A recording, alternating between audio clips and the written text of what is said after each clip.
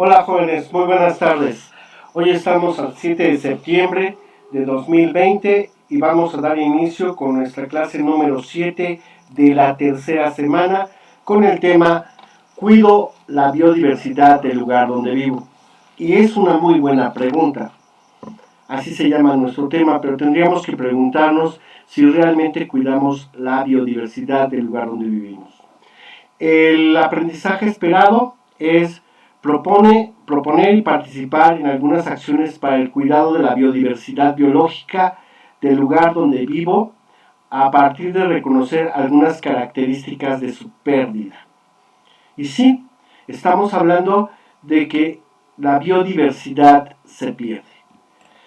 Esta imagen es muy frecuente vean la primera parte, hay peces, hay tortugas, hay plantas marinas, hay coral y de pronto que vemos un mar muerto. Se perdió la biodiversidad. Pero primero tendríamos que definir qué es la biodiversidad. Esta palabra la podemos dividir en dos: bio, vida, diversidad, muchos componentes, muchos elementos, en este caso muchos organismos. Entonces la biodiversidad es la variedad de seres vivos que habitan la Tierra. Y ustedes al revisar algún libro de texto, al revisar ustedes en internet los tipos de organismos, encontraremos organismos semejantes, pero también diferentes. Y también vemos que estos organismos viven en distintos ecosistemas, o sea, donde ellos viven. Y están relacionados los seres vivos con los factores abióticos, los que permiten la vida. Por ejemplo, en esta imagen, para que puedan vivir estos peces, esas plantas, las tortugas, los tiburones, pues requieren de agua. Eso sería un factor abiótico. También pues necesitan la arena, también necesitan el sol, la luz. Entonces, estos factores abióticos se complementan con los factores bióticos. Bióticos son todos los organismos que viven en un ecosistema. Entonces tenemos dos elementos: los factores bióticos y los factores abióticos. Pero, ¿qué es un ecosistema? Aquí está. Este es un ecosistema. Este es un ecosistema muy grande. Nosotros podemos tener una pecera y ahí es un ecosistema. Nosotros podemos levantar una piedra y hay un ecosistema. Nosotros podemos observar al microscopio una almohada y habrá un ecosistema. Pero ¿qué es un ecosistema? El ecosistema es un conjunto de especies que viven en una determinada área y interactúan entre sí. Y también interactúan con su ambiente, los factores abióticos, como ya lo habíamos comentado, mediante procesos como la depredación, el parasitismo, la competencia, la simbiosis, y con su ambiente. Al degradarse también pueden formarse ciclos y obviamente la materia y la energía están en este ecosistema. Bueno, entonces, ¿cómo se relacionan? Bueno, pues aquí están las plantas y esas plantas pues son comidas por estos herbívoros que a su vez se relacionan con los carnívoros, que a su vez se relacionan con los descomponedores, como podríamos encontrar aquí estos hongos o bacterias. Y a las plantas les vamos a llamar productores, a los organismos que requieren de otros organismos les vamos a llamar consumidores, que pueden ser primarios, secundarios, terciarios, etc. Y también algunos organismos descomponedores que van a integrar la materia orgánica nuevamente al medio ambiente. Entonces, hay una convivencia entre una interrelación entre los organismos, la materia y la energía. Bueno, también es importante que sepamos que en nuestro México, como en todo el mundo, existen muchos ecosistemas.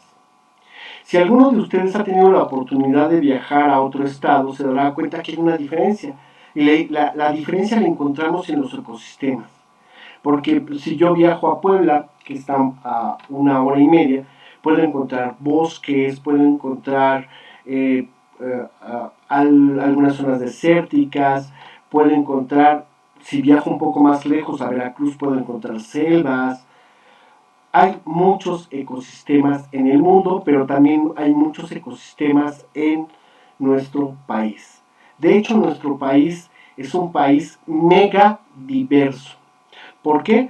Porque existe una gran cantidad de ecosistemas, pero también existe dentro de esos ecosistemas una gran cantidad de organismos, plantas, animales y bueno, también hasta bacterias, ¿no?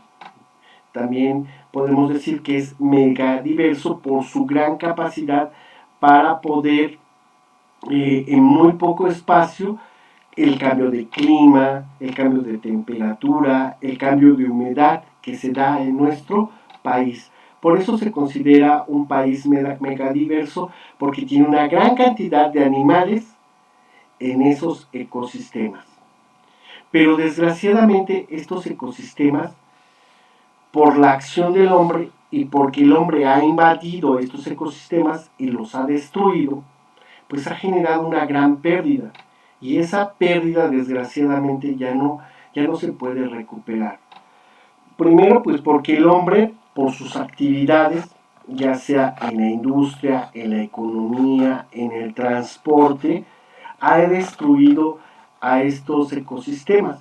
Pero también ha traficado con estos organismos, también los ha cazado, los ha utilizado para venderlos en los comercios, para comerlos, para comerciar con ellos. Algunos de ustedes a lo mejor tendrán una mascota y esa mascota, quizá esa mascota la secuestraron o la capturaron o la tomaron de un ecosistema.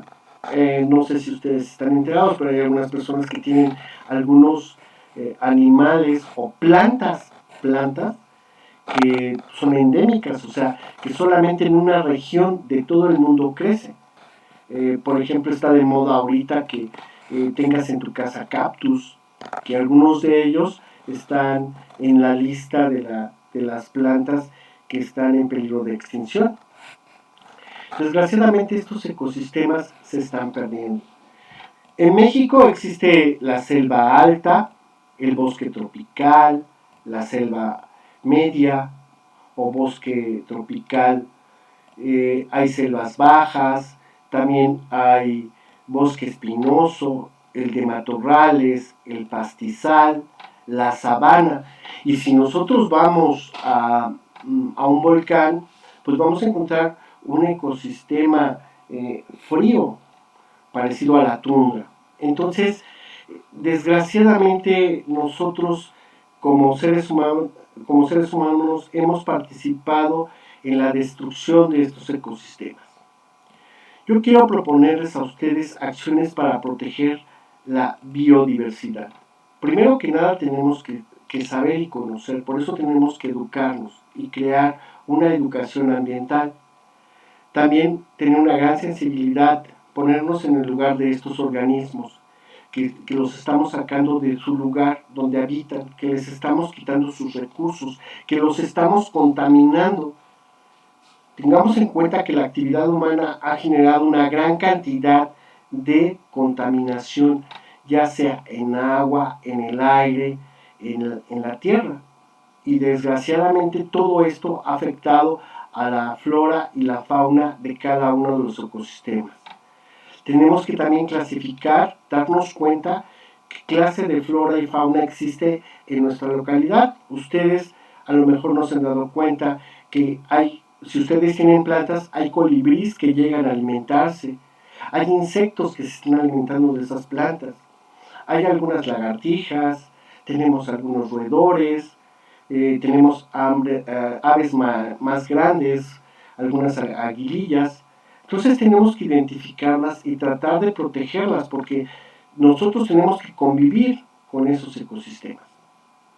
Analizar también en la situación nosotros como estudiantes, nosotros como maestros, nosotros como escuela, tenemos que limpiar las zonas en nuestro hogar, en nuestra escuela, reutilizar los materiales, no contaminar, por ejemplo, el papel, las bolsas de plástico, los recipientes, clasificar el material orgánico e inorgánico. ¿Para qué? Para seguir utilizando estos recursos y para no crear un desequilibrio mayor en nuestros ecosistemas. Tenemos que crear conciencia del cuidado de las especies para evitar el tráfico de estas. Lo que les comentaba, a veces llegan y nosotros nos gustaría tener pajaritos, tener serpientes, tener arañas, pero lo que estamos haciendo es sacarlos de esos ecosistemas y de una u otra forma romper con cadenas alimenticias, romper con cadenas de relaciones intrínsecas entre cada uno de los animales, como ya los habíamos visto. Y también respeto a estos organismos, es muy importante.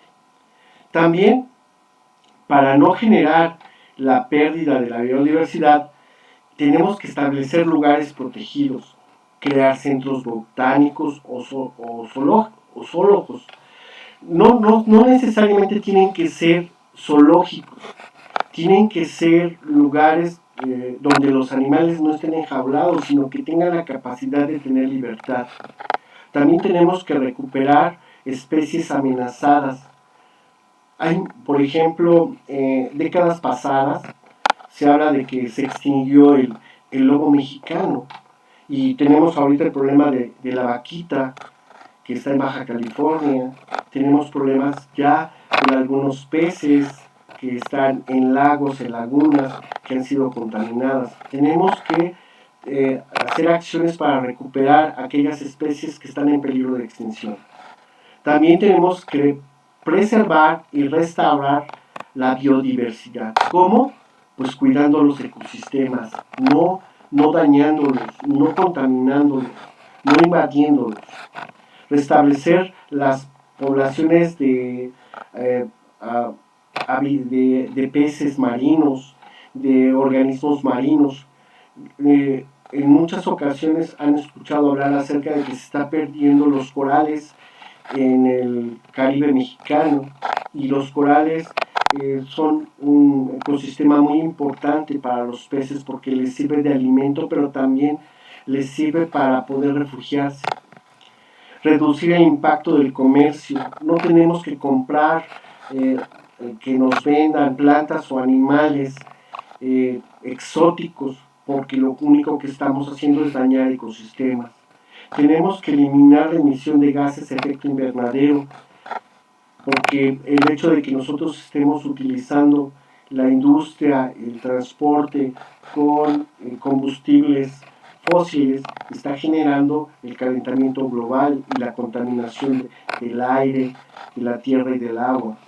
Fomentar la investigación para que nosotros sepamos más acerca de los organismos, cómo viven y cómo podemos ayudarlos.